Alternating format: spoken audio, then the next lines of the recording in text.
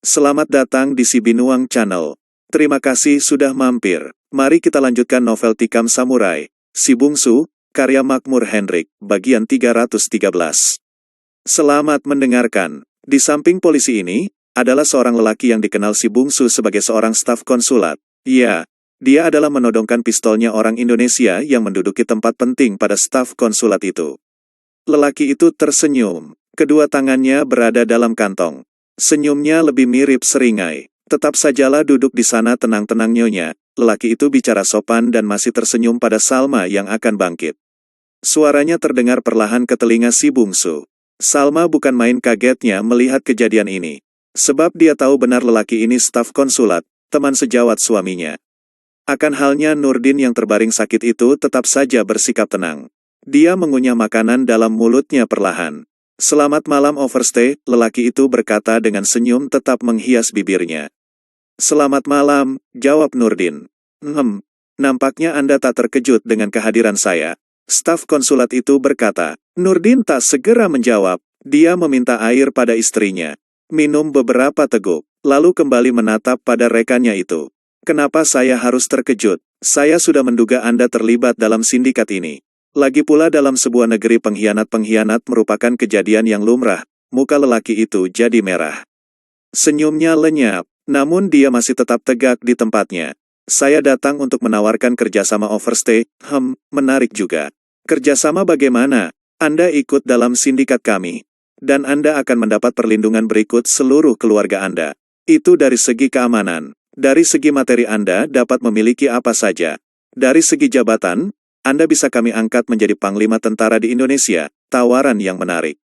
Tapi Anda mempergunakan kalimat, kami. Siapa yang lainnya? Itu akan Overstay ketahui kelak, bagaimana kalau saya tak mau, tak soal. Anda bisa memilih, dan kami tinggal melaksanakan pilihan Anda itu.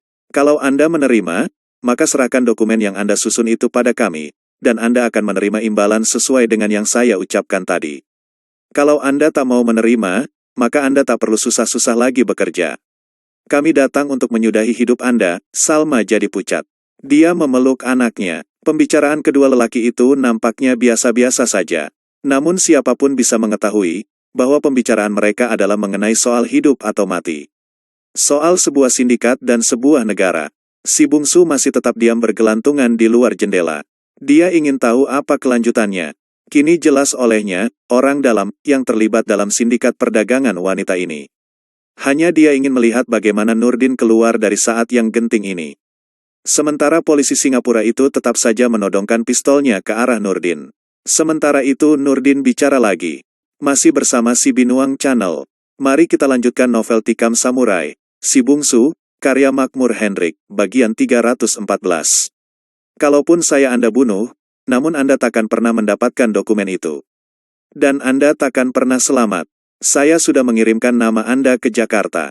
Lelaki itu tertawa perlahan. Apa artinya bagi saya pengiriman nama itu ke Jakarta? Di Jakarta laporan Anda itu akan diterima oleh teman saya. Dan kalaupun jatuh ke tangan orang lain, saya juga tak usah khawatir. Saya tak perlu kembali ke Indonesia. Seluruh keluarga saya sudah di Tiongkok. Overstay Nurdin memutus ucapannya. Anda mempunyai pengamatan yang tajam juga, Siapapun akan bisa menebak, bahwa Anda adalah orang komunis. Setelah gagal dengan pemberontakan Madiun, kalian menyelusup ke seluruh departemen, lelaki itu tertawa lagi. Bukankah itu suatu bukti, bahwa pemerintah berada di pihak kami? Buktinya, meski kami telah memberontak, kami diterima lagi departemen-departemen. Bahkan menduduki posisi kunci. Nah, kita tak usah berpanjang lebar lagi Overstay, kini serahkan dokumen itu dan bekerja sama dengan kami, atau kalian bertiga kami sudahi di sini. Lelaki itu mengeluarkan tangannya yang sejak tadi tersimpan dalam kantong celananya. Dan kalau tadi dia selalu tersenyum ramah, kini wajah aslinya kelihatan. Mukanya berkerut masam. Tak satu pun yang akan Anda peroleh, jawab Overstay itu tenang. Sementara tangan kanannya tetap membelai kepala anaknya yang berada di pangkuan istrinya. Kami tidak main-main Overstay, berkata begini. Tangannya segera merenggutkan tangan Salma. Perempuan itu tertegak oleh renggutan kasar itu.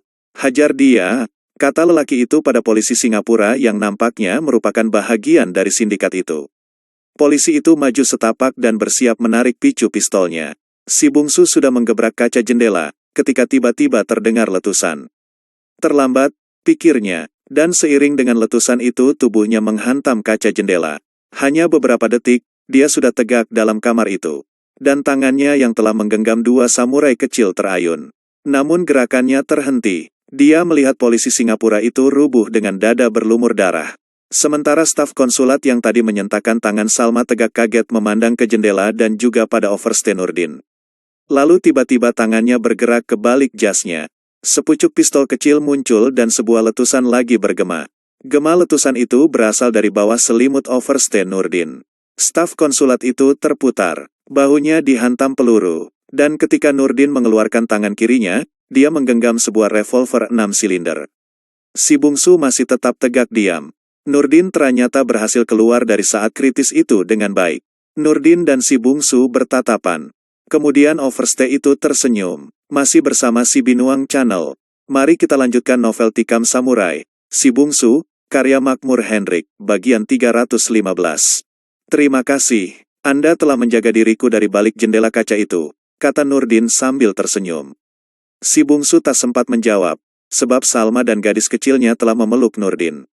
Lalu saat itu pintu terbuka, dan di pintu tegak konsul Indonesia bersama 3 orang petugas keamanan. Saya dilaporkan ada tembakan di sini, kata konsul itu. Ya, dan yang kena tembak adalah dia. Yang menembak saya, Nurdin berkata sambil menunjuk pada staf konsulat yang saat itu tengah duduk di lantai. Bersandar ke dinding sambil memegang bahunya mengalirkan darah. Konsul itu menatap pada stafnya itu. Lalu menatap pula pada Nurdin. Ya, dialah orangnya, kata Nurdin. Konsul itu melihat pada staf seniornya itu dengan berang. Komunis jahanam, kau akan mendapat ganjaran, laknat. Kemudian memerintahkan untuk mengangkat mayat polisi Singapura itu. Menyerahkannya pada pihak penguasa disertai laporan lengkap tentang sindikat perdagangan wanita tersebut. Sementara staf senior konsulat Indonesia itu dijebloskan ke dalam tahanan. Nampaknya Nurdin telah melaporkan soal sindikat itu pada konsul. Namun satu hal yang pasti, Nurdin tetap tak pernah mengatakan soal dokumen yang ada pada si bungsu. Engkau harus ke Jakarta bungsu. Saya punya firasat bahwa apa yang dikatakan staf senior konsulat itu memang benar. Bahwa setiap laporan tentang sindikat yang saya kirim ke Jakarta, jatuh ke tangan komplotan itu sendiri. Artinya, di departemen yang menangani kasus ini juga terdapat orang-orang komunis yang menjadi dalang sindikat ini di Indonesia. Karena itu engkau berangkat ke sana. Meskipun saya sembuh, namun saya tak bisa bertindak drastis. Ada peraturan yang harus saya taati sebagai seorang militer. Tapi sebaliknya, saya tak ingin mengampuni sindikat perdagangan wanita ini. Dan saya tak mau toleransi pada komunis. Keduanya, sindikat dan komunis itu sama jahanamnya. Mereka telah gagal dalam pemberontakan di Madiun. Namun saya yakin, suatu saat nanti, cepat atau lambat, mereka akan memberontak lagi. Mungkin korban yang jatuh akan lebih banyak. Bagi mereka menjual wanita, membunuh orang tak ada artinya sama sekali. Mereka tak mengenal Tuhan. Saya ingin mereka dibunuh saja semua. Bayangkan betapa menderitanya sanak famili dari perempuan-perempuan yang dijual oleh sindikat itu. Saya tak tahu dengan pasti berapa orang sudah perempuan dari Indonesia yang berhasil mereka bujuk dan mereka jual sampai ke Eropa sana untuk dijadikan penghuni rumah lacur. Namun menurut catatan selama saya bertugas di sini, tak kurang dari 100 wanita telah dibawa dari Indonesia. Sindikat ini harus digulung, anggotanya harus dibunuh. Ya, itu hukuman yang patut buat mereka. Namun saya tak bisa melaksanakan itu. Makanya engkau yang saya minta bungsu, si bungsu duduk dengan diam di sisi pembaringan Nurdin. Mendengarkan ucapan Overste itu dengan tenang. Pembicaraan itu sepekan setelah penembakan terhadap staf senior konsulat itu. Si bungsu tak segera bisa memberikan jawab atas permintaan Nurdin. Sebab di hatinya semula telah ada rencana untuk pulang ke kampungnya. Dia terlalu rindu pada harumnya bau padi dan bunga jagung. Dia rindu pada kesejukan angin yang bertiup dari kaki Gunung Sago. Masih bersama si Binuang Channel. Mari kita lanjutkan novel Tikam Samurai, Si Bungsu, karya Makmur Hendrik, bagian 316. Ah, siapa yang takkan rindu pada kampung halamannya? Siapa yang takkan rindu pada kampung di mana mereka berlarian mengejar layang-layang sewaktu kecil? Mengendap-endap mengintai burung balam. Bermain dan berlari di jalan yang membelah kampung. Meskipun jalan kampung tak pernah diaspal, namun kerinduan padanya tak pernah padam. Kini akan kemanakah dia? Pulang ke kampung dahulu baru kemudian ke Jakarta. Atau ke Jakarta dahulu baru ke kampung setelah tugasnya selesai. Keduanya mempunyai resiko. Kalau dia ke Jakarta dahulu, lalu baru pulang ke kampung, apakah dia akan selamat dalam tugasnya itu? Kalau tidak, maka kampungnya takkan pernah dia pijak lagi. Dia tahu, sindikat ini adalah sindikat yang berbahaya. Memiliki tukang bunuh bayaran. Memiliki manusia-manusia yang siap mengerjakan apa saja demi uang. Tapi kalau dia pulang dulu ke kampung, itu berarti memberi kesempatan bagi sindikat itu untuk beroperasi terus. Selama ia berada di kampung, berapa orang gadis dan perempuan akan jadi korban pula. Lama si bungsu memikirkan kedua kemungkinan ini di hotelnya. Dia tak menyangka bahwa dirinya akan terlibat dalam urusan serius seperti ini. Dia tengah tegak menatap ke pelabuhan lewat jendela kaca di hotelnya itu ketika dia lihat di depan hotel sebuah sedan berhenti. Dari dalamnya turun dua orang barat. Kedua orang itu langsung masuk ke hotel. Si bungsu tak begitu memperhatikan kedua orang itu. Pikirannya tengah melayang, memikirkan kemungkinan untuk pulang ke kampung atau langsung ke Jakarta. Kalau saja pikirannya tak tengah menerawang, dia pasti segera mengenali kedua orang barat itu. Mereka tak lain dari bekas tentara Australia yang terlibat baku hantam dengannya di Hotel Samko sebulan yang lalu. Mereka baku hantam karena soal Mei Mei, anak gadis pemilik hotel itu. Bekas tentara sekutu berkebangsaan Australia itu semula berjumlah 3 orang. Dan mereka berniat memperkosa Mei Mei. Si bungsu yang datang sesaat sebelum gadis itu dinistai, berhasil membunuh salah seorang di antaranya. Si bungsu masih tegak di depan jendela ketika kedua orang Australia itu sampai di depan pintu kamarnya. Dia baru sadar ketika pintu kamarnya diketuk dari luar. Dia mengalihkan pandangannya dari kapal-kapal di tengah laut ke pintu kamar. "Siapa?" "Saya." Pelayan tanpa curiga dia berjalan ke pintu. Membukanya, pintu itu baru saja terbuka sedikit, ketika tiba-tiba ditendang dengan keras dari luar. Pelayan yang diminta mengetukkan pintu itu kaget. Dia tak menyangka bahwa tamu ini akan main tendang. Padahal mereka tadi minta tolong tunjukkan kamar orang Indonesia ini dengan sikap yang sopan. Kok sekarang pakai tendang segala? Masih bersama si Binuang Channel. Mari kita lanjutkan novel Tikam Samurai, Si Bungsu, karya Makmur Hendrik, bagian 317. Dia sebenarnya ingin marah, sebab pintu hotelnya ditendang. Induk semangnya bisa berang. Namun bekas tentara Australia itu telah mengirimkan sebuah bogem mentah ke kepala si bungsu. Anak muda itu terpental ke tempat tidur. Dan melihat keadaan gawat begini, pelayan yang orang Cina itu cepat-cepat berlalu. "Awas jangan lu telepon polisi," ancam orang Australia yang satu lagi padanya. Pelayan itu menggeleng sambil angkat langkah 1000. Mereka lalu masuk ke kamar si bungsu. Menutupkan pintu, si bungsu yang tadi terlempar ke tempat tidur kena pukul, kini mulai bangkit. Karena kedua orang itu telah berada dalam biliknya, dia terpaksa tegak di atas tempat tidur. Kedua lelaki itu menatap padanya dengan wajah sadis. Dan di pinggang mereka tersembul gagang pisau komando. Rupanya mereka masih ingat bahwa salah seorang teman mereka mati di tangan anak muda ini karena lemparan sebuah pisau kecil. Makanya kini mereka membawa pisau komando, yaitu pisau pengganti sangkur yang sangat mahir mereka mempergunakannya ketika dalam Perang Dunia Kedua dahulu. Betapa mereka takkan mahir, sebab mereka berada dalam pasukan Green Berets. Pasukan komando tentara Inggris yang tersohor itu. "Monyet, dulu kau mempergunakan pisau kecilmu untuk membunuh teman kami. Sekarang mari kita coba siapa yang lebih cepat melemparkan pisau." Salah seorang di antara kedua lelaki itu, yang memakai kaos oblong berwarna merah darah buka suara. Dan pisau komando yang kuning, runcing berkilat itu telah berada di tangannya. Tergantung ke bawah dengan ujung yang runcing terjepit di antara telunjuk dan jarinya. Pisau itu siap untuk dilemparkan.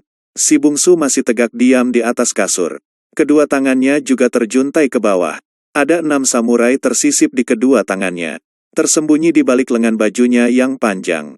Dia yakin, melihat gerakan kedua lelaki ini ketika mengambil pisau, kemudian melihat caranya memegang ujung pisau komando itu, kemudian menggantungnya dengan tangan lemas di sisi badan. Kedua orang ini adalah pelempar pisau yang tangguh. Tapi apakah dia akan melayani mereka? Dia terlibat perkelahian dengan kedua orang ini hanya soal Mei Mei. Mereka akan memperkosa anak pemilik Hotel Samko itu. Dan dia datang menolong. Hanya soal itu mereka berkelahi. Sudah jatuh korban nyawa, apakah masih perlu ditambah? Kalau saja kedua orang ini adalah bahagian dari sindikat perdagangan wanita itu, maka dia pasti sudah membereskannya sejak dahulu. Tapi karena mereka bukan anggota sindikat yang dia benci itu, makanya kedua orang ini tak dia bunuh dahulu. Hanya dia tendang kerampangnya sekedar untuk melumpuhkan. Tak dinyana, kedua orang ini ternyata menaruh dendam. Dendam karena teman mereka dibunuh, dan dendam karena kerampang mereka kena tendang. Kedua lelaki itu memencar. Yang satu berada di bahagian kiri, yang satu di bahagian kanan. Jarak antara mereka ada sekitar 4 depa. Dan jarak masing-masing mereka dengan si bungsu yang masih tegak di tempat tidur itu sekitar 3 depa lebih. Masih bersama si Binuang Channel. Mari kita lanjutkan novel Tikam Samurai, Si Bungsu, karya Makmur Hendrik, bagian 318. Dengan demikian mereka menghindarkan diri dari kena serangan yang amat cepat. Mereka bukannya tak yakin bahwa anak muda ini seorang pelempar yang cepat. Itu sudah dibuktikan dengan kematian teman mereka di hotel dulu. Demikian cepatnya kejadian itu, mereka tak melihat bagaimana anak muda itu mencabut dan melemparkan samurainya. Itulah sebabnya kini mereka bertindak hati-hati. Dan dengan tegak agak terpisah satu dengan yang lain dalam jarak yang 4 depa itu, mereka yakin akan susah diserang sekaligus. Anak muda itu harus membuat 2 gerakan, dan harus berputar untuk menyerang mereka berdua. Sementara itu, si bungsu yang mendengar tantangan lelaki Australia itu, menarik nafas.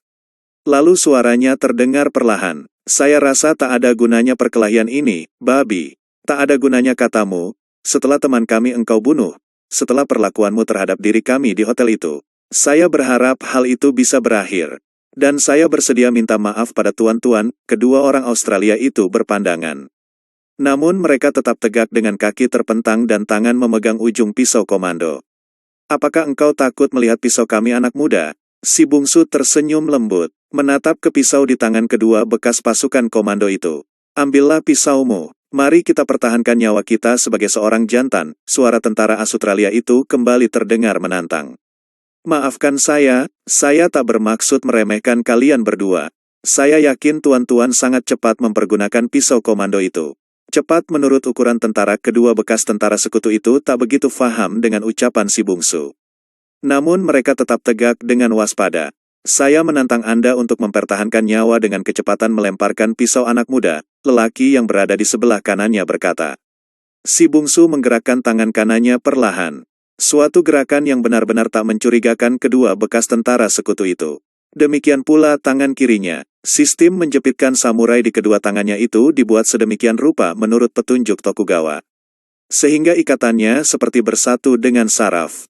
Bisa diatur kapan meluncur turun meski dengan gerakan yang amat halus. Sebaliknya, meski dengan gerakan kuat seperti memukul misalnya, jika tidak dikehendaki, samurai itu takkan lepas. Sistem ini sulit diuraikan menurut ilmu logika atau menurut sistem simpul buhul.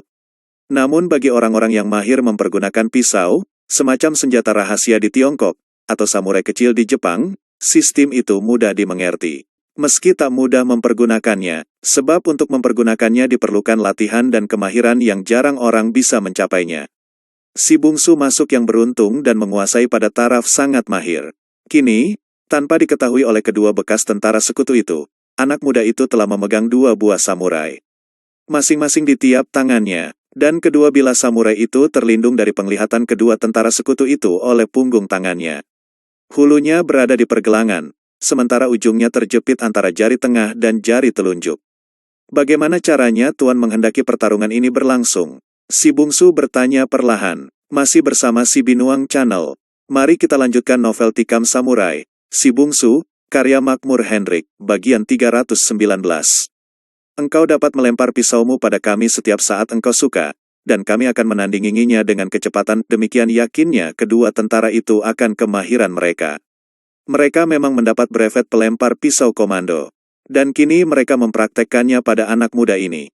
"Setiap saat saya suka?" tanya si bungsu. "Ya, setiap saat," yang di kiri si bungsu berkata sambil matanya waspada melihat tangan si bungsu. Si bungsu mengangkat kedua tangannya. Kedua tentara itu jadi tegang dan amat waspada. Tapi si bungsu ternyata hanya menyisir rambutnya dengan ke-10 jari tangannya. Lalu menurunkan tangannya kembali. Kedua bekas tentara itu menatap tajam pada si bungsu. Ada suara berdetak perlahan di sisi mereka. Namun mereka tak mau menoleh. Sebab tak mau kehilangan pengawasan dari anak muda yang masih tegak di pembaringan itu. Mulailah suara orang Australia yang di kanan bergema. Sementara pisau komandonya sudah siap sejak tadi. Maafkan saya, Anda telah kalah, kata si bungsu. Kedua tentara itu menatap tajam padanya. Apa yang Anda maksudkan bahwa kami telah kalah? Ya, kalau saya mau, Tuan berdua sudah mati seperti teman Tuan di hotel itu. Mati dengan samurai menancap di antara dua mata, atau menancap persis di jantung. Kedua tentara itu tersenyum tipis. Anda punya mental yang cukup tangguh, anak muda. Tapi kalau Anda bermaksud menggertak, maka bukan kami orangnya, saya tidak menggertak. Lihatlah ke lantai. Di antara kedua sepatu Tuan, tanpa dapat ditahan. Kedua mereka melihat ke bawah. Dan demi Yesus yang mereka agungkan, mereka hampir tak percaya. Betapa mereka akan percaya, kalau di antara kedua kaki mereka kini tertancap sebilah samurai kecil hingga hampir separuh tertanam di lantai.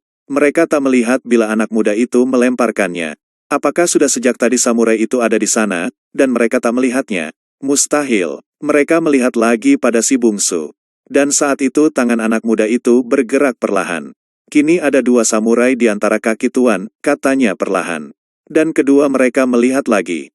Dan demi Tuhan, ya Nabi dan ya malaikat, memang benar ada dua samurai kecil di antara kaki mereka.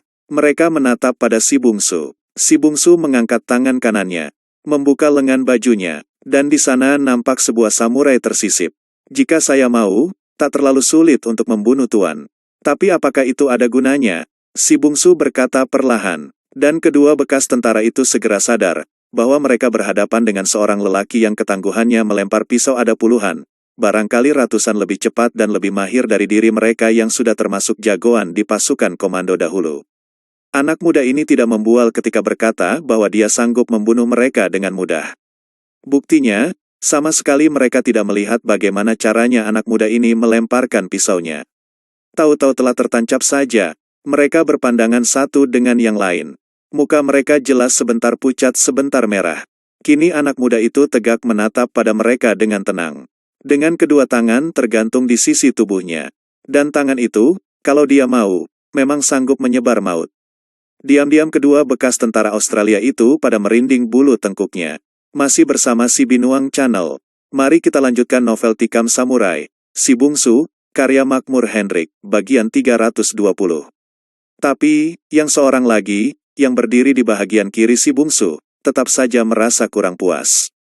Dia bergerak ke arah meja. Di meja itu terletak gelas, piring dan bekas kaleng minuman. Dia memungut kaleng minuman yang telah kosong itu, lalu berjalan ke sudut ruangan, menyeret sebuah kursi ke sana, kemudian meletakkan kaleng bekas itu di kursi tersebut. Dan dia tegak lagi ke tempatnya semula. Si bungsu menatap saja dengan diam. Nah, anak muda, kini kita buktikan siapa yang lebih cepat mempergunakan pisau. Engkau atau kami. Jarak antara kaleng itu dengan ketiga kita, sama-sama sekitar 4 depa. Pisau saya bertanda merah, pisau teman saya kuning hulunya. Dan samurai kecilmu jelas berbeda dengan milik kami. Saya akan melemparkan kotak korek api ke atas. Begitu kotak itu jatuh di lantai, kita lempar kaleng itu dengan pisau. Yang dituju adalah lingkaran huruf O yang ada di tenak kaleng itu.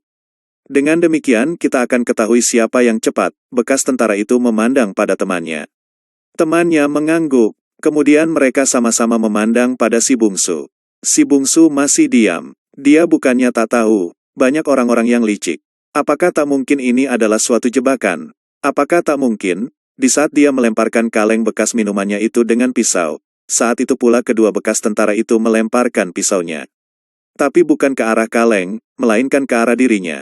Itulah sebabnya dia memandang saja dengan diam dan tak segera menjawab tantangan itu. Dan barangkali kedua bekas tentara itu mengerti jalan pikirannya. Jangan khawatir anak muda, kami takkan berbuat curang. Yang punya sifat curang biasanya adalah kalian, orang-orang Melayu.